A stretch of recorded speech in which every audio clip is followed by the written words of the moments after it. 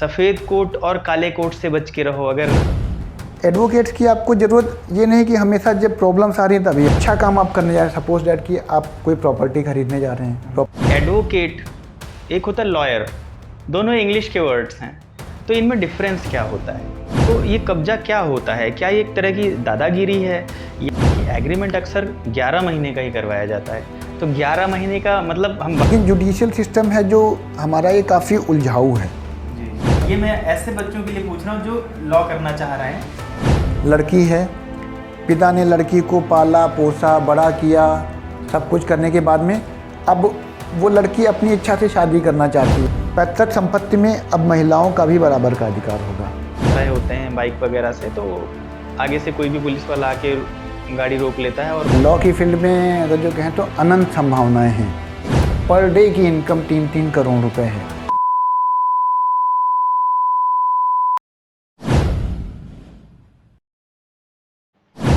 Hello everyone, welcome in our channel sector expert. आज मैं हूं आपका होस्ट और आज हम ले चलेंगे आपको एक नए एक्सपर्ट के पास में, जो कि एक्सपर्ट हैं लॉ की फील्ड में, और उनका नाम है मिस्टर विश्वदीप त्रिपाठी, जो कि हमारे साथ स्टूडियो में मौजूद हैं। तो आगे की जानकारी हम उन्हीं से जानना चाहेंगे। Welcome sir, welcome in our channel.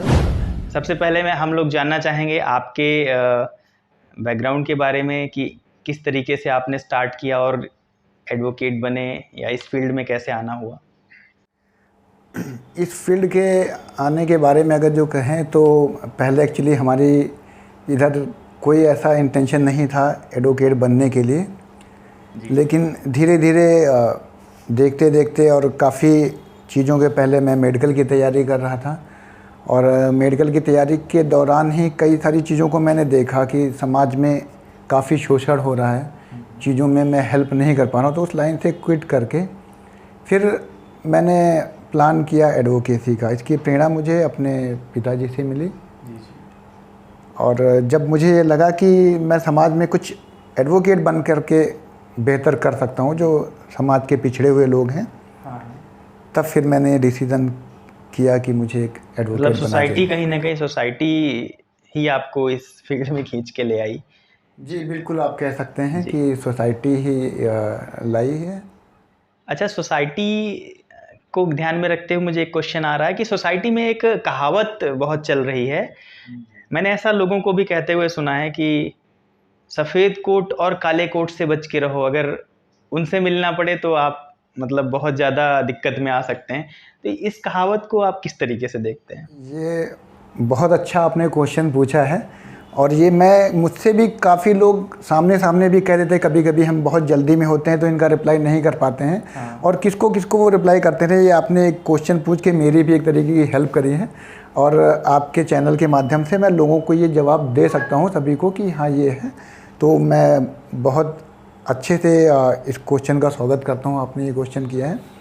देखिए, जो एडवोकेसी है ये लोगों के दिमाग में मिथ बैठा हुआ है कि काले कोट वालों से बच के रहना चाहिए। ऐसा नहीं, जब भी आप समाज में कुछ नया करना चाहेंगे तब आपसे गलतियां होंगी। एक्चुअली ये स्लोगन मैंने आपके यहाँ ही ऑफिस में आया था, मैंने लिखा हुआ भी देखा था कि जिसने अपने जीवन में गलतियां नहीं की समझो उसने कुछ नया नहीं किया। एक्चुअली एडवोकेसी का मतलब जो हमारे दिमाग में है कि हमको जब कोई प्रॉब्लम्स ही आए तब हम एडवोकेट के पास में जाते हैं। और लोग ऐसा मानते हैं कि यार हमको प्रॉब्लम्स आए ही ना। अच्छा, हमारे पास में प्रॉब्लम्स आती कब हैं? जब हम कुछ नया करते हैं, कुछ बेहतर करने की कोशिश करते हैं। तो ज़रूरी नहीं कि हमारे पास प्रॉब्लम्स आएँ। कभी कभी एडवोकेट्स के पास में हम लोग इसलिए भी जाते हैं कि उन प्रॉब्लम्स को हम फेस ही ना करें।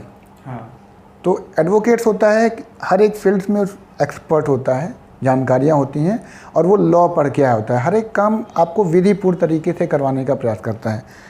दूसरा पॉइंट ये है कि एडवोकेट्स की आपको ज़रूरत ये नहीं कि हमेशा जब प्रॉब्लम्स आ रही हैं तभी आ रही हैं। कभी कभी ऐसा भी होता है कि अच्छा काम आप करने जा रहे हैं। सपोज डैट कि आप कोई प्रॉपर्टी खरीदने जा रहे हैं, प्रॉपर्टी की रजिस्ट्री करवानी है आपको, सारी चीज़ें हमको नहीं पता है, मुआयना करवाना है तो आप किसी जानकार से करवाएंगे जिसने लॉ पढ़ रखा हो। तो हम एडवोकेट्स के पास में जाते हैं। ये एक हमारे खुशी की बात है कि हम समृद्धि बढ़ रही है, प्रॉपर्टी हो रही है। एडवोकेट्स कर रहे हैं। अक्सर करके हम उनको नेगेटिव वे में ही देखते हैं कि जब कुछ गलत होगा तभी जाएंगे। हाँ, इसलिए ये कहावत चली आ रही है और लोगों के दिमाग में है। सेम इसी तरीके से मैं डॉक्टर्स के लिए भी समझता हूँ कि किसी के घर में अगर जो कोई नई संतान उत्पन्न होने वाली है तो डॉक्टर्स के पास जाते हैं, खुशी की बात है। किसी को बर्थ सर्टिफिकेट बनवाना है तो वो डॉक्टर्स के पास में जाते हैं, हमारे पास में आते हैं तो हम उनका बर्थ सर्टिफिकेट्स बनवा करके देते हैं, प्रोसीजर्स बताते हैं क्या कैसे हैं। तो ये खुशी की चीज़ों में भी एडवोकेट्स की ज़रूरत लगती है। अच्छा, मैं थोड़ा सा इस बारे में कन्फ्यूज़न दूर करना चाहता हूँ अपनी ऑडियंस की, कि एक होता है एडवोकेट, एक होता है लॉयर, दोनों इंग्लिश के वर्ड्स हैं, तो इनमें डिफरेंस क्या होता है? जी, ये भी क्वेश्चन का मैं बहुत अच्छे से आपके स्वागत करूंगा कि ये जो आपने क्वेश्चन पूछा है ये एक्चुअली जो लॉ बच्चे अभी कर रहे हैं बैकग्राउंड से, हमारे ऑडियंस में भी कई बच्चे ऐसे दिख रहे हैं जो लग रहा है कि एडवोकेट्स हैं या तैयारी कर रहे हैं, उनके लिए भी मैं ये बताना चाहूँगा कि लॉयर और एडवोकेट्स में बहुत बड़ा डिफरेंस है। लॉयर हम उसको कह सकते हैं जिसने लॉ की पढ़ाई करी हो, जिसको लॉ की जानकारी हो समानता, उसको हम कह सकते हैं कि he is a lawyer. But advocate means है कि अगर जो वो लॉ कंप्लीट करने के बाद में बार काउंसिल में अपना एनरोलमेंट करवा लेता है, पर्टिकुलर जिस भी वो स्टेट से बिलोंग करता है, तब वो एडवोकेट कहलाता है। और पूरी तरीके से एडवोकेट्स बनने के लिए और COP नंबर वगैरह के भी आजकल में ये कर दिया है, 2010 के बाद में जो लोग भी लॉ ग्रेजुएट्स हुए हैं उनके लिए कंपलसरी कर दिया गया है कि आप बार काउंसिल ऑफ इंडिया का एग्ज़ामिनेशन दें, उसको क्लियर करें, जिसमें कि जनरल के लिए 45% और जनरल OBC के लिए 45% और SC ST अदर्स के लिए 40% लाना कंपलसरी है। सर, नेक्स्ट क्वेश्चन जो हमारा है वो कब्जे से रिलेटेड है। ये बहुत ज़्यादा सोसाइटी में फैला हुआ है कब्जे को लेकर, तो ये कब्जा क्या होता है? क्या ये एक तरह की दादागिरी है, या जैसे हमने सुना है जिसका कब्जा हो गया, ज़मीन उसकी हो गई, मकान उसका हो गया, जबकि मालिक के पास उसके वैध कागज रखे होते हैं। तो कब्जा क्या है और कैसे ये मतलब कानूनी तौर पे सही है, गलत है, थोड़ा सा बताएं। ये कब्जा एक्चुअली लोगों के दिमाग में है, ऐसा मिथ है कि दादागिरी है। कई लोग दादागिरी के दम पे, जो लोग लॉ नहीं जानते हैं या कम पढ़े लिखे हैं, तो दादागिरी के दम पे भी वो कब्जा करते हैं, वो पूरी तरीके से अवैध है। अभी 6 महीने पहले ही ऑनरेबल सुप्रीम कोर्ट का एक जजमेंट भी आया है कब्जे से रिलेटेड लेकर के, तो उसमें उन्होंने कुछ पॉइंट्स को इंडिकेट किया है कि इन आधारों पे कब्जा दिया था, जिसमें से कुछ मेन है। लाइक अगर जो कोई, पहले मैं आपको ये बताना चाहूँगा पॉइंट्स बताने के पहले कि कब्जे का क्या नियम है। हमारे नॉर्मल इंसान की जो समझ में आता है यार कि पैसा मैंने लगाया, प्रॉपर्टी मेरी, कागज मेरे, कब्जा किसी और को क्यों? कब्जे का सेंस यही आता है कि दादागिरी, जिसके पास पावर है, लोग हैं, कब्जा कर लिया। एक्चुअली जो समाज सोचता है और जो कानून बन के आता है या जो कानून सोचता है, वो दोनों में अंतर है, सामाजिक रूप में और कानून के रूप में। कानून ये मानता है कि सपोज डैट कि मैं कहता हूँ कि ये पॉट है, इसकी आपको ज़रूरत नहीं है, ख़रीदा वगैरह आपने है, लेकिन इसकी देख रेख मैं कर रहा हूँ, फूल इसके मैं उपयोग कर रहा हूँ, सारी चीज़ें, मतलब सारी ज़रूरत एक्चुअल में मुझे इसकी है। खाली आपने इन्वेस्टमेंट किया, पैसा आपने लगा दिया केवल, तो पैसा लगा देने से आपके लिए उतना नीडी नहीं है ये, और ना ही आप उससे कुछ, या तो आप उससे पैसे का इन्वेस्ट करके आप पैसा अपने में उपयोग कर रहे हो तो समझ में आ रहा है कि वो पैसा का आप उपयोग कर रहे हैं अपने, लेकिन आपका कोई उसका यूज़ ही नहीं है। और ये प्रक्रिया अगर जो 12 साल तक चल रही है, जब 12 साल से ऊपर हो गई है, या किसी चीज़ को उपयोग नहीं कर रहे हैं जी, बिल्कुल, देख रेख उसकी कर रहा है, देख रेख कर रहा है, रह रहा है, तो ऐसा मान लिया था कि उसको लंबे समय से, 12 समय एक लंबा टाइम होता है 12 साल का, क्योंकि जो सजाएं भी मोस्टली दी जाती हैं, जिसको हम बोलते हैं कि इनको आजीवन कारावास हुआ है, वो भी 14 साल तक, एक एज निकल जाने का मतलब होता है कि ये उम्र उसकी बीत गई, तो एक टाइम पीरियड तक उसने उसको यूज़ किया।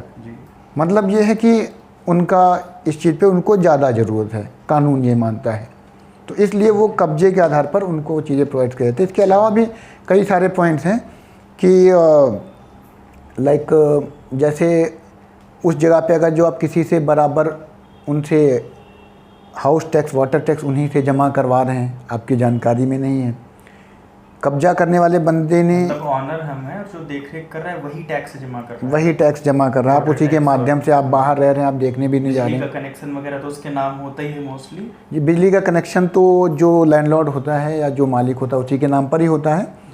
लेकिन हाउस टैक्स, वाटर टैक्स वगैरह कई ऐसी चीज़ें हैं जो रह रहा होता है, क्योंकि ये साल में एक बार जमा होती हैं, तो इन पे इतना ध्यान नहीं जाता। तो और ऐसे कई सारे पॉइंट्स हैं। चलिए अगला क्वेश्चन इसी से रिलेटेड निकल के आ रहा है, क्योंकि बहुत से इसमें ऑडियंस में ऐसे लोग हैं जिन्होंने अपना खुद का मकान बनवा रखा और किराए पे देना चाहते हैं या किराए पे दे रखा है। तो यही मैं क्वेश्चन आपसे करना चाहूँगा कि मुझे अगर कोई मकान किराए पर देना है तो हमें किन बातों का ध्यान रखना चाहिए? जी, सबसे पहला ये है कि अगर जो आपको किराए पे किसी को दे रहे हैं तो आपको उसके बारे में थोड़ी बेसिक जानकारी हो कि उसका व्यक्तित्व कैसा है, किस तरीके का काम करता है, उसका पुलिस वेरिफिकेशन करवाएं जी। और एक एग्रीमेंट करवाएं अपना। अच्छा, एग्रीमेंट में भी है कि कई तरीके के एग्रीमेंट हैं। मैं ये कहना चाहूँगा कि अगर जो कोई बहुत सिंपल सा है और ज़्यादा रूल्स रेगुलेशंस के लफड़े पचड़े में नहीं पड़ना चाहता या चीज़ें हैं, तो वो रेंट पे अपना मकान या कोई भी ऐसी प्रॉपर्टी देना चाहता है, तो सिंपल सा एक है लीव एंड लाइसेंस एग्रीमेंट है। लीव एंड लाइसेंस एग्रीमेंट्स में जो लैंडलॉर्ड होते हैं उनके फेवर में बहुत से कानून हैं, जिसमें कि कब्जे जैसी या चीज़ें थोड़ी सी कम हो जाती हैं, आशंकाएं कम हो जाती हैं कि कब्जा सामने वाला कर सकता है, जो टेनेंट है वो कब्जा कर लेगा, ऐसी संभावनाएं कम हो जाती हैं। क्योंकि लीव एंड लाइसेंस एग्रीमेंट एक ऐसा एग्रीमेंट है जिसमें कुछ पॉइंट्स मैं आपको बताना चाहूँगा कि जिसमें सारे अधिकार जो होते हैं वो किराएदार के पास में नहीं होते, मालिक के पास में होते हैं। और मालिक जब चाहे तो एक सिंपल सा नोटिस दे करके उनसे मकान खाली करवा सकता है, जबकि रेंट एग्रीमेंट में ऐसा नहीं होता। रेंट एग्रीमेंट में एक जो किराएदार होता है उसके भी अपने एक अधिकार हो जाते हैं, जितने समय के लिए वो एग्रीमेंट किया हुआ हो, वो खाली करें या ना करें। इसके अलावा जिसने भी जो लैंडलॉर्ड है, अगर जो कोई कैजुअलिटी हो गई, वो ख़त्म हो गई या कुछ भी है, तो लीव एंड लाइसेंस एग्रीमेंट स्वतः अपने आप ही ख़त्म हो जाता है। जबकि अगर जो रेंट एग्रीमेंट आप बनवाते हैं तो वो ख़त्म हो गए या कुछ भी, जितने टाइम पीरियड के लिए आपने करवा रखा है उतने समय तक एक तरीके से उनका पूरा राइट बनता है, वो चलता रहेगा। तो ये कई सारे बेनिफिट्स हैं। अच्छा, रेंट एग्रीमेंट में हमने ये भी देखा है कि एग्रीमेंट अक्सर 11 महीने का ही करवाया जाता है। तो 11 महीने का मतलब हम 12 के भी करवा सकते हैं, 1 साल का करवा सकते हैं, तो ऐसा क्यों नहीं होता? अक्सर करके 11 का ही क्यों करवाया जाता है? ये लॉ की फील्ड में काफ़ी एक्सपर्ट्स ने इन क्वेश्चंस को फाइंड आउट करके ये चीज़ें करी हैं 11 महीने का, और लोगों का ध्यान जाता नहीं है। और ये बढ़िया क्वेश्चन है आपका कि 11 महीने के एग्रीमेंट से रिलेटेड ये है कि पहली बात तो ये है कि रजिस्ट्रेशन जैसी चीज़ों से मुक्ति मिल जाती है जो लैंडलॉर्ड होता है। क्योंकि अगर जैसे आप 12 महीने का एग्रीमेंट करवाते हैं तब ये है कि आपको पूरा रजिस्ट्रेशन करवा के ही करना पड़ेगा, और फिर कई कानूनी वर्ड्स उसमें जुड़ जाते हैं, कार्यकाल, और जो जिससे कुछ ऐसे वर्ड जुड़ने की वजह से जो लैंडलॉर्ड है एक्चुअल में उसके लिए प्रॉब्लम्स क्रिएट हो जाती हैं। मतलब 1 साल का होते ही उसे बहुत सारी फॉर्मेलिटीज़ करनी पड़ेंगी, और 11 महीने में वो सारी चीज़ें नहीं करनी होती, तो वो 1 साल से कम में बच जाते हैं। और इजीली ऐसी संभावना लगे कि सामने वाला जो किराएदार है हमारा वो गलत नियत से है, कब्जा करना जैसा चाहता है, तो इजीली उससे खाली करवा सकते हैं। या अगर सही है तो आगे कंटिन्यू ये कंपलसरी नहीं है कि 11 महीने के बाद ही करवाएं, कुछ टर्म्स एंड कंडीशन ऐसा वो उस एग्रीमेंट में हम लोग लिखवा देते हैं अपनी लैंग्वेज में, तो उसके माध्यम से ये रहता है कि एग्जिट क्लॉज भी होता है। किसी भी परिस्थिति में अगर जो लैंडलॉर्ड चाहे तो एक नोटिस दे के एक पर्टिकुलर टाइम पीरियड का समय दे करके उनको खाली करने के लिए बोल सकता है। और इसी के उलट अगर जो हम कहें किराएदार, तो किराएदार को भी अगर जो कोई ऐसी प्रॉब्लम्स आ रही है वो जानना चाहता है तो बता करके कुछ समय पहले से ही, और फिर वो खाली है। बहुत अच्छा आंसर था, और ये बहुत यूज़फुल होगा ऐसे लोगों के लिए जो अपना मकान या दुकान या किसी चीज़ को किराए पे देना चाह रहे हैं, तो 11 महीने का एग्रीमेंट करवाएं। तो इसी बात को लेकर मैं आगे बढ़ना चाहूँगा कि यदि सपोज़ मुझे किसी पे अगर मुकदमा करना है, सपोज़ किसी चीज़ से रिलेटेड, तो किन बातों का बेसिकली मुझे ध्यान रखना चाहिए? देखिए, मुकदमे से रिलेटेड मैं अगर जो आपको पर्सनल अपना व्यू बताऊं, तो जो जुडिशियल सिस्टम है, ये यूट्यूब पे ऑनलाइन सोशल मीडिया के माध्यम से बहुत ज़्यादा इस पे खुल के बोलना मुझे उचित नहीं लगता, लेकिन जुडिशियल सिस्टम है जो हमारा, ये काफ़ी उलझाऊ है। जी जी। बहुत ज़्यादा। तो मैं पहले जो क्लाइंट्स आते हैं उनको यही सजेस्ट करता हूँ कि अगर जो आपसी रजामंदी से चीज़ें सॉल्व हो सकती हैं तो उनसे प्रयास पहले करें। हाँ, वो तो मच बेटर कोर्ट है। कचहरी का चक्कर लगाना और वो सारी चीज़ें उलझाऊ करती हैं, लेकिन अगर जो लगातार कोई किसी को परेशान कर रहा है तो ओवरऑल आदमी के पास में एक ही चीज़ें बचती हैं कि आदमी बोलता है कि मैं आपको कोर्ट में देख लूँगा। तो फिर अंत में आता है कोर्ट, क्योंकि हमारी जो जुडिशियल है वो सबसे सर्वोपरि है। तो फिर उसको कोर्ट में जाना है। कोर्ट में जाने से पहले आदमी को, मुझे लगता है, ये अपना मेरा पर्सनल व्यू है, कुछ चीज़ों को ध्यान में रख करके ही कोर्ट में जाना चाहिए और प्रयास करें। उसमें से है कि क्या आप फाइनेंशियली उतना स्ट्रॉन्ग हैं, मेंटली आप उस चीज़ के लिए प्रिपेयर हैं, क्योंकि आप किसी पे केस करने जा रहे हैं, सामने वाला क्या प्रतिक्रिया करता है, आपके पास में किस तरीके की एविडेंस हैं, किन तथ्यों के आधार पर आप केस करने जा रहे हैं, क्या क्या आपके लीगल राइट्स बनते हैं, सामाजिक बैकग्राउंड आपका कितना है, आपकी फैमिली और आपसे जुड़े हुए लोग आपको कितना सपोर्ट कर रहे हैं, और आपकी फिजिकली या मेंटली कहें तो आप कितना स्ट्रॉन्ग हैं उन केस को फेस करने के लिए। क्योंकि ये शॉर्ट टाइम की चीज़ नहीं होने वाली है, डेफिनेटली 2-3 साल या उससे ज़्यादा समय लगता है। ये मतलब कह नहीं सकते हैं पर्टिकुलरली किसी हाँ हाँ, मतलब कितना भी समय लग सकता है, हमें तैयार रहना चाहिए उसके लिए। डिपेंड करता है केस जी। पर। अच्छा, आप जैसे कि कोर्ट्स में रहते हैं, हाई कोर्ट में भी रहे हुए हैं, डिस्ट्रिक्ट कोर्ट में रहते हैं, तो क्लाइंट कैसे कैसे आते हैं, मतलब कैसे कैसे क्लाइंट्स को फेस करना पड़ता है, क्या क्लाइंट्स के बारे में? देखिए, ये एक बड़ा चैलेंजिंग प्रोफेशन है।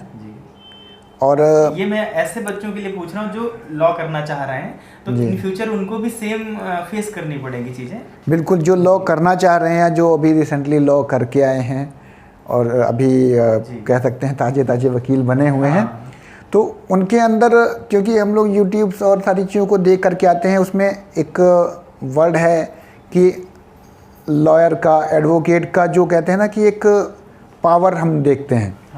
पावर के साथ में कई सारी समाज में ऐसे लोग आते हैं जिनको लॉ से रिलेटेड जानकारी नहीं होती है।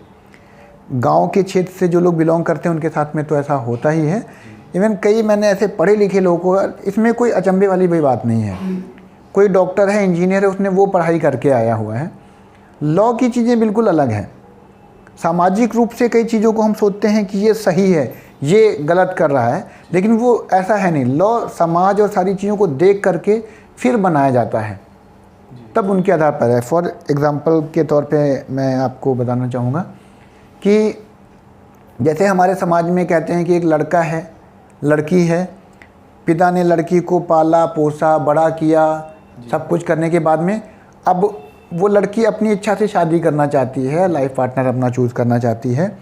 पिता ये कह रहा है कि यार सब कुछ पाला पोसा मैंने किया, इसका पूरा ध्यान रखा है, अब वो अपनी इच्छा से घर से जा रही है या चली जा रही है, भाग जा रही है, तो मेरे डेफिनेट तौर पे उसने ये सब किया तो उसके राइट्स बनते हैं। लेकिन तौर पे गलत समझते हैं जी, सामाजिक तौर पे कह रहे हैं कि समाज उसकी बुराई करता है।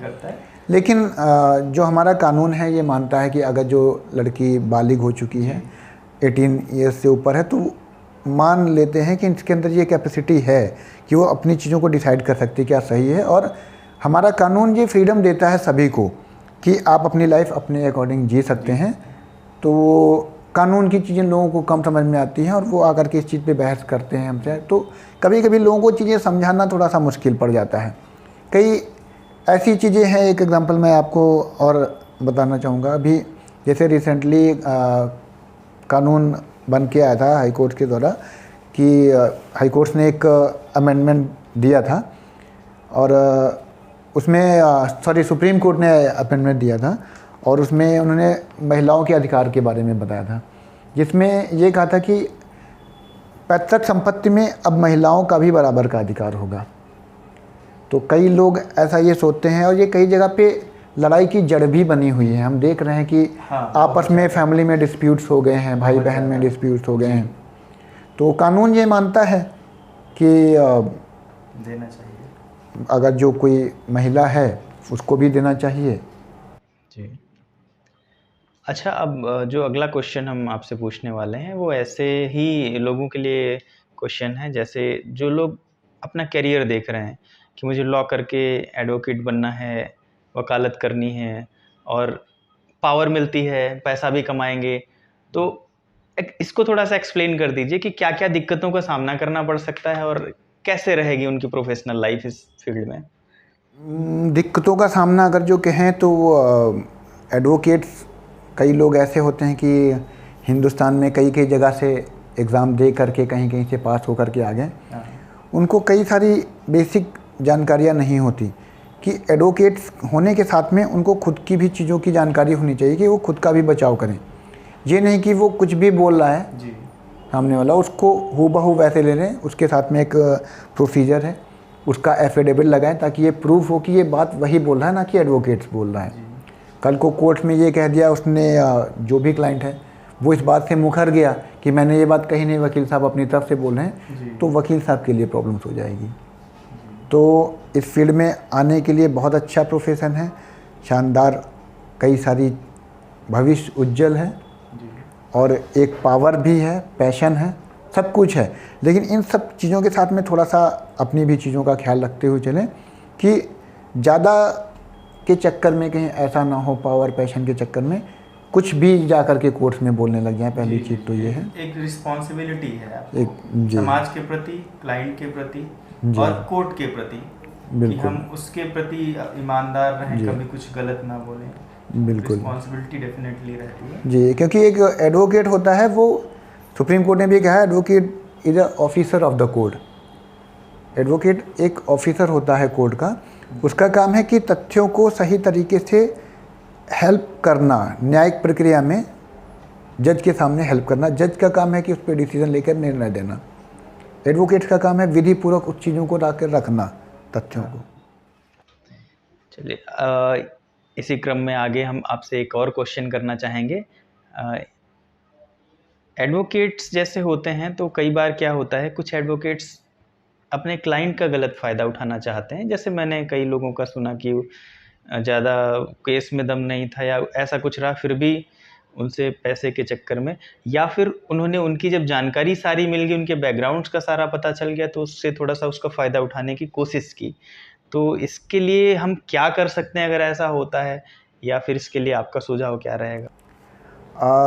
देखिए, पहली बात तो ये है कि अगर जो कोई भी एडवोकेट ऐसा करता है तो वो प्रोफेशनल मिसकंडक्ट की श्रेणी में आता है। और हिंदुस्तान में अगर जो देखा जाए तो कई एडवोकेट्स हैं जो इस तरीके का काम करते हैं। और क्योंकि वो एडवोकेट्स हैं, उनको लॉ की जानकारी होती है, तो आम आदमी डरता है। और एडवोकेट्स के बात में जा करके आदमी अपनी पर्सनल चीज़ें, जैसा कहा जाता है ना कि डॉक्टर्स और एडवोकेट्स के सामने अपनी चीज़ों को छुपाना नहीं चाहिए, झूठ नहीं बोलना चाहिए। इन सिलसिले को फॉलो करते हुए आम आदमी जाता है और एडवोकेट से अपनी सारी चीज़ें बताता है, शेयर करता है। अब वो एडवोकेट्स के दिमाग में क्या चलता है ये आदमी नहीं जान पाता है। सभी के लिए नहीं है, इट्स ओनली फॉर 1 और 2% जो उस कैटेगरी में आते हैं, उनके लिए सिर्फ कहा जा रहा है। बिल्कुल जी, कुछ लोग हैं। हाँ। क्योंकि हालांकि लॉ के टाइम पर भी एक एथिक्स और प्रोफेशनल मिसकंडक्ट का पेपर भी, एग्ज़ाम भी लिया जाता है। बावजूद उसके भी कुछ 2-4% हम, मुझे लगता है कि हर एक प्रोफेशन में कुछ पर्सन्स आ जाते हैं। तो उनसे बचने की ज़रूरत है, एडवोकेट्स के पास में जाएं। और जब मुझे लगता है कि इंसान थोड़ा सा ध्यान से देखेगा तो ये समझ में आ जाती हैं। आसपास में बात करने पे भी पता लग जाता है कि कौन एडवोकेट्स किस तरीके का है, क्या है चीज़ें। तो अगला क्वेश्चन मेरा ये है, ये ऐसे पर्सन्स की तरफ से जो किराएदार हैं, लेकिन उनका क्वेश्चन ये है कि मैंने रेंट एग्रीमेंट करवाया, अपनी प्रमाइसेस का सारा मतलब किराया दे रहा हूँ। मान लीजिए उनके पास एक बरामदा है और कुछ दिन बाद किराएदार क्या करता है, उसको दूसरा किराएदार रखता है और उसको कॉमन कर देता है कि इस बरामदे का यूज़ आप भी कर लो।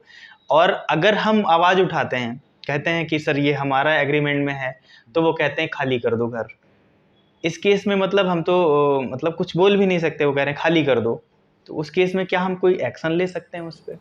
देखिए, अगर जो लैंडलॉर्ड वाकई में पढ़े लिखे हैं, थोड़ा बहुत लॉ जानते हैं, अपने एडवोकेट से मिलेंगे तो वो उन्हें ऐसा करने से मना करेंगे, क्योंकि ये कहीं से भी लॉफुल मतलब नहीं ये है, लीगल नहीं है, वो नहीं कर सकते। अगर जो आपने एग्रीमेंट प्रॉपर तरीके से करवाया है और एग्रीमेंट में वो पॉइंट लिखा है कि आपका दायरा कितना है, उस दायरे के बारे में लिखा है, उस दायरे को लिखा है कि आप ही यूज़ करने के लिए लायबल हैं, और ज़बरदस्ती वो किसी थर्ड पर्सन को उसमें इंक्लूड करने की कोशिश करते हैं, तो सबसे पहला सिंपल सा तरीका है कि आप किसी भी एडवोकेट्स के माध्यम से जा करके उनको एक लीगल नोटिस भिजवा सकते हैं कि आप ऐसा ऐसा हमारे साथ में करवा रहे हैं। तो अगर जो वो समझदार होंगे तो इतने में ही बहुत अच्छे नोटिस से ही वो प्रॉब्लम आपकी सॉल्व हो जाएगी। आगे जी, ले सकते हैं। और बिल्कुल ये आपके कहीं ना कहीं अधिकारों का हनन हो रहा है, तो इस पे जो भी लॉ के अकॉर्डिंग उनके ऊपर फाइन होना होगा, कॉस्ट होना होगा, वो लगेगा। बीइंग एन एडवोकेट, मैं आपसे एक क्वेश्चन पूछना चाहता हूँ। जैसे कई बार रोड्स पे हम लोग जा रहे होते हैं बाइक वगैरह से, तो आगे से कोई भी पुलिस वाला आके गाड़ी रोक लेता है और बोलते हैं कागज़ दिखाइए, हेलमेट दिखाइए, और कुछ ना कुछ करके कमी निकाल देते हैं। और मतलब उस केस में क्या चीज़ें हमें फॉलो करनी चाहिए अगर हम अपनी तरफ से पूरी तरीके से सारी रूल्स रेगुलेशंस को फॉलो कर रहे हैं? उस केस में हम अपने जो हमारे समान अधिकार होते हैं एक आम इंसान के, उन किन किन मतलब अधिकारों को लोगों को नहीं पता होता है और हम यूज़ कर सकते हैं? हाँ, सामान्यतः ऐसा देखा गया है कि जब भी हम रोड पे चलते हैं तो किसी भी पुलिस अधिकारी के द्वारा आकर के बाइक्स वगैरह की चाबी निकाल लेना, ये उनके राइट्स में नहीं है कि वो आकर के सीधे चाबी निकाल लें या डिमांड करने लगे। हाँ, जो ट्रैफिक पुलिस में हैं उनको ये राइट दिया गया है कि वो डॉक्यूमेंट्स, कागज़ आपके चेक कर सकते हैं, या किसी स्पेशल पुलिस वाले को उस चीज़ के लिए स्पेशल दिया गया है, वो भी वो चालान कुछ चीज़ों पे कर सकते हैं, जबकि जो ट्रैफिक पुलिस है उनको ज़्यादा अधिकार दिए गए हैं चालान करने के लिए। और चालान आपका तब होता है जब आप उनसे रिलेटेड डॉक्यूमेंट्स नहीं दिखा पाते हैं। आजकल तो बहुत आसान हो गया है, आप अपने मोबाइल ऐप में भी एम परिवहन करके ऐप है मेरे समझ से, आप ऑनलाइन दिखा सकते हैं। कई ऐसे ओला वगैरह स्कूटियाँ भी आई हैं जिनमें उनके सिस्टम में ही सेव करने का स्क्रीन में आप दिखा सकते हैं, शो कर सकते हैं। अच्छा, अगर हम बाइक पे जा रहे हैं, हमारे साथ में फीमेल कैंडिडेट सपोज है कोई, मम्मी जी हो सकती हैं, कोई भी घर का हो सकता है, उस केस में अगर मान लीजिए उनके पास लेडी कांस्टेबल या ऐसा नहीं है, तो क्या तब भी वो बाइक रुकवा सकते हैं?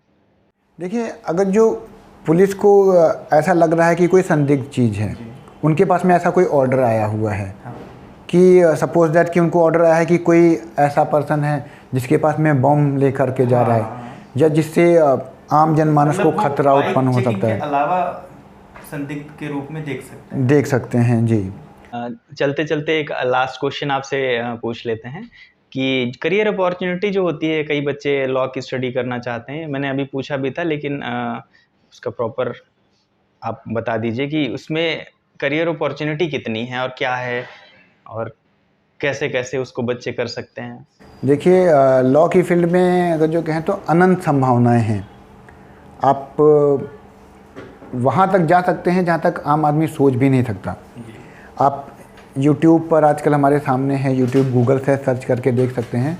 एक अगर जो इनकम की बात करें तो एक एडवोकेट जितना कमाता है उतना मुझे नहीं लगता कि इंडिया में कोई और प्रोफेशन के माध्यम से किसी से कमाया जा सकता है।